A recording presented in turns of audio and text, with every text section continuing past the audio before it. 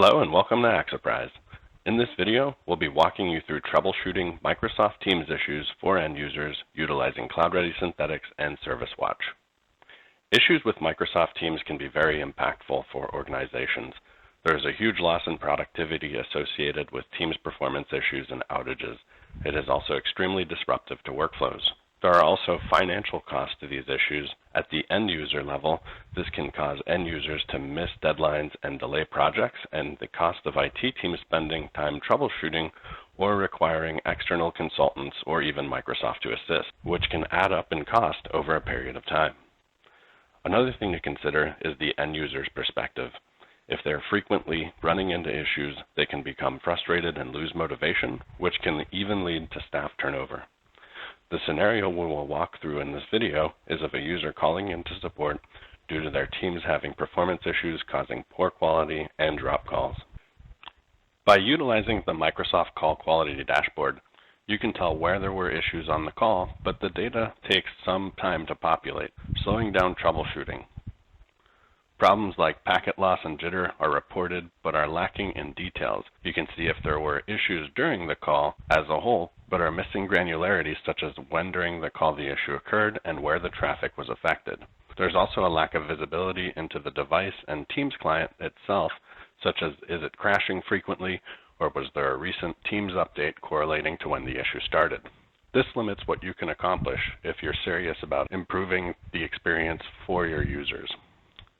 With the CloudReady sensors, we provide you 10 times more insight, and with Service Watch, we provide you with 100 times more insight, allowing you to zoom into key metrics you'll need to avoid these kind of problems. To start off, we'll take a look at our overview and check to see if the Teams AV sensor in that office is experiencing any issues. If the sensor is experiencing issues, you can quickly tell from the heat map as the sensor icon will be red. Now, if the sensor was showing up as having issues, we could pull it up by clicking on the circle and selecting it. The Alarms and Errors tab at the bottom would reflect any issues that have been detected by the sensor. When deploying the sensors, you have the option to generate alarms for errors, performance, or both. If performance or both are selected, any issues affecting the performance will also raise alarms. The Errors tab will reflect any issues with the sensor itself when it runs. When troubleshooting, the tabs at the top that will be most informative for issues are the AV Streams, Meeting Connection, Login and Render, and Connect tabs.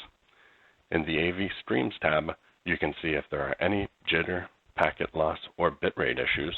If any of those are spiking, the users on that network are likely experiencing call performance issues such as video or audio coming through choppy or delayed.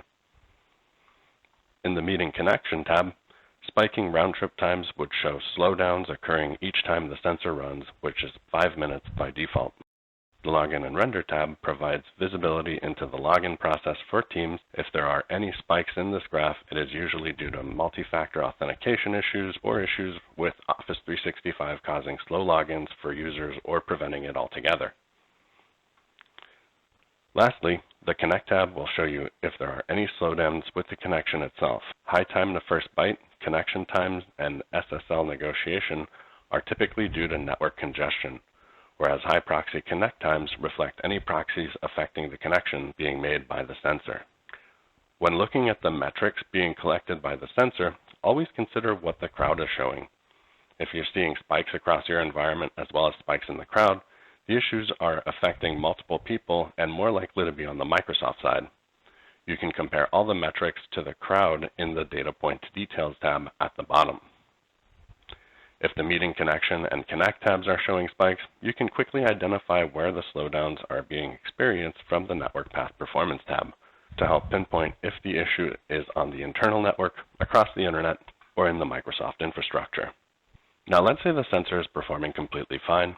Let's move on to the end user's device. You can quickly pull up a user's device by searching for the device name or user's name with the magnifying glass. Once the user's device is pulled up, you can adjust the time range of the data you're viewing in the top right. The device experience and resource scores can be used to tell how the device is performing as a whole. If there are any scores that are low, there are some performance impacting issues happening. Check the events and crashes at the top right to see if anything has been reported for Teams, such as application or driver updates, or even application crashes. In the middle, the network latency and utilization are quick indicators of poorly performing network or connections. You can usually correlate this to Wi-Fi signal and utilization or Ethernet utilization. To the top right of each graph, you have the current average and previous average of the metric over the specified time period. In this case, the last 3 hours and the 3 hours prior. If the CPU, memory, or disk are spiking, teams can be heavily impacted. You can check top apps or core apps to identify which process is utilizing those resources. You can also drill into the application to see how much of which resource that process is utilizing. If the machine is performing optimally, it's time to check the network information. In the Stream Networking tab, the core applications will be listed and the metrics for latency, jitter, and packet loss experienced by teams. Any of these being too high reflect issues with the traffic between the device to the team servers being utilized for the meeting at that time. By selecting the spikes, the path trace will update to show each hop the traffic is taking. The circles in the path trace highlight which round trip times, packet loss, and jitter. The bigger the circle, the more one of those metrics spiked. When looking at the graph, the first segments will reflect the internal network to the gateway, then ISP, and different networks that were in the middle, all the way to the Microsoft servers. Depending on where you see spikes, you'll know where the issue resides. This provides you with great visibility so you know exactly where the issues are occurring and you know where to point the finger or what team to involve. Now, if this user were remote, there's also ISP performance information being collected from the devices. By using the App Network dashboard, you can have visibility into any TCP, IP, or UDP slowdowns. You can also select one of the ISP metrics to see which other devices could be affected if it is an ISP issue, and even compare the team's client network performance across multiple devices. Now that wraps up our video. Thanks for watching.